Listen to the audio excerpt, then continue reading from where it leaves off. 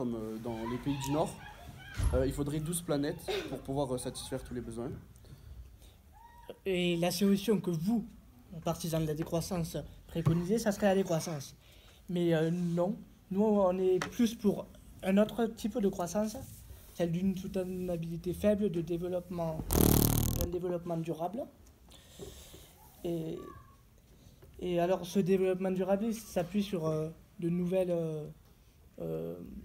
forme de croissance et d'une nouvelle économie, notamment une écoéconomie fondée sur le recyclage, sur le recyclage énergétique, l'essor des services.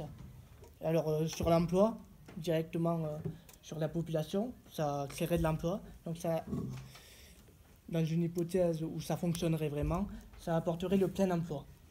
Je vous laisse la parole. Alors, vous avez parlé de l'équivalent de 12 planètes qui serait nécessaire.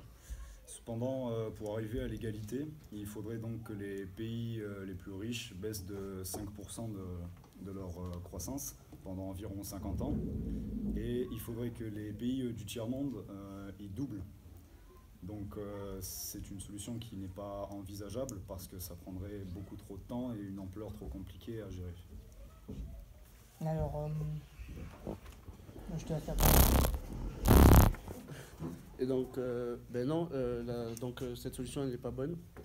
Avec, bien sûr, comme on a pu le voir, le chaos social et une politique pas acceptable. Politiquement pas acceptable. Et donc, parce que si il faut plusieurs planètes, ça diviserait la population et dans la même proportion. Mais déjà, tu parles de 12 planètes. Tu vois quoi comme planète utilisée Bon, je reprends. Alors, la décroissance ne serait pas politiquement pas acceptable. C'est-à-dire, les gens, dans l'état actuel des choses, ne sont pas pour une décroissance. La décroissance, dans l'idée de la population, ça serait perdre son confort. Les gens ne sont pas prêts à accepter ça, ils préfèrent une croissance. Or, nous, on préfère une croissance différente, qui, comme le dit le développement durable, qui répondra à nos besoins sans compromettre les besoins des générations futures. Donc, notre solution, elle s'appuie là-dessus. Et alors, les arguments concrets, ça serait le plus de recyclage. Déjà, par exemple, notre département, les Pyrénées-Orientales, est le premier département qui a une capacité de bien recycler. Alors, on peut voir ça à plus grande échelle. Et je vais prendre l'exemple d'une ville en Chine, un nouveau type de ville, des villes écologiques, Dongtan, qui la Chine, alors, elle prévoit d'en construire une centaine. Et alors, ces villes écologiques, elles sont plus spacieuses pour permettre l'accès facilement au vélo, aux piétons. Les matières utilisées sont des matières plus propres. 90% des déchets sont recyclés. Donc ça serait une croissance. Et la Chine préconise la qualité de sa croissance plutôt qu'une croissance, dévastatrice pour l'environnement. Alors c'est faux, parce que la Chine, d'abord, c'est le premier pays le plus polluant dans le monde. Ensuite, l'homme,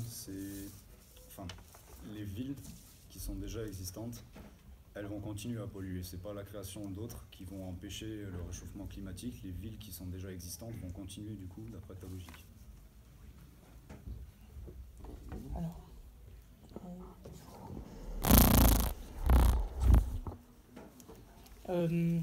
Alors bien que la Chine soit encore le premier pollueur mondial, si on regarde les chiffres, la quantité de CO2 émise pour la création de 1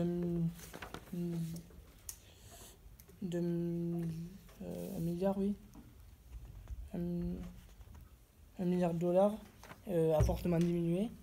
Et 1 million, excusez-moi, de dollars a beaucoup diminué de 1970 à 2010, et en particulier pour la Chine, qui est pour beaucoup dans cette diminution.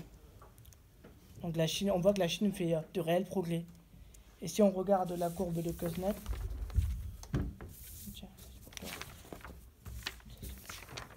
la courbe de Kuznets.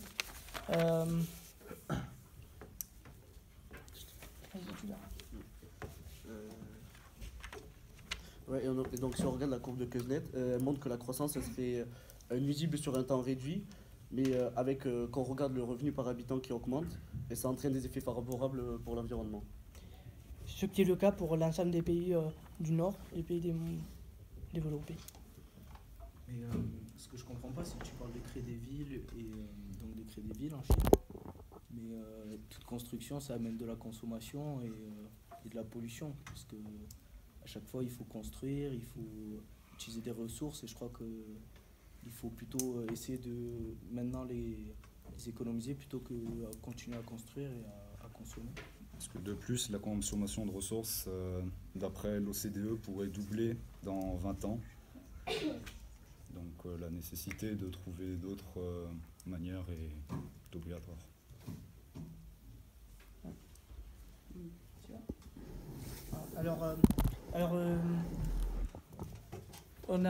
Il existe une équation, l'épargne nette ajustée.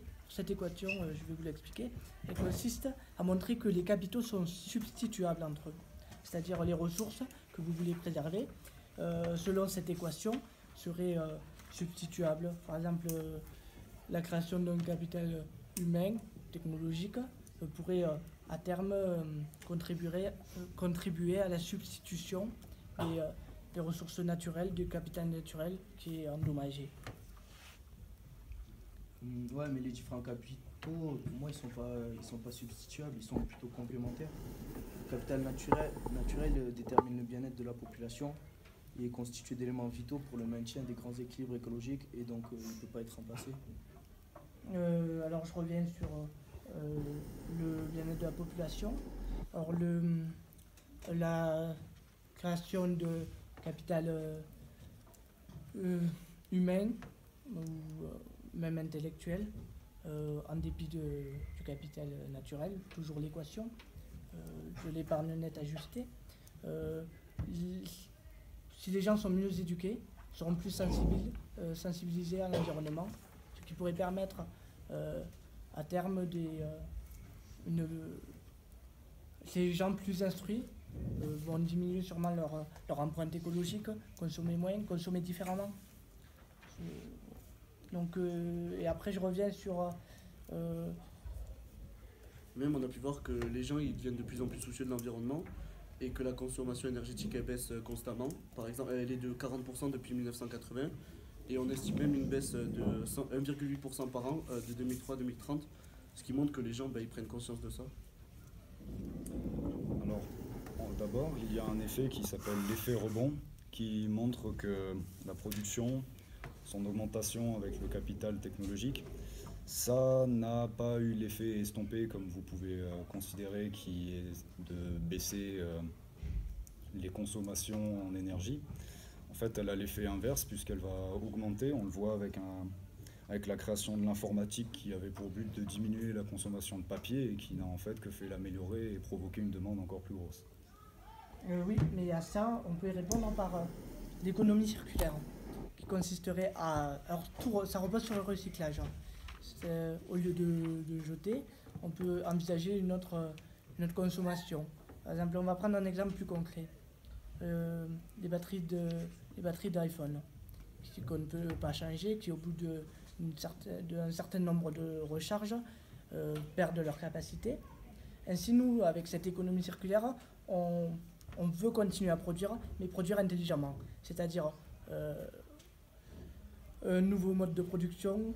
Alors ça entraîne une réflexion sur tout le cycle de la conception, mais ça permettrait d'arrêter cette obsolescence programmée. Et alors l'économie circulaire, l'inconvénient, ça serait que l'objet, une fois qu'il est utilisé, il est considéré comme un déchet s'il est jeté. Pour le recycler, on ne peut pas... pour pouvoir le réutiliser, il faut qu'il perde son statut de déchet. Et pour ça, il y a la législation qui rentre en jeu.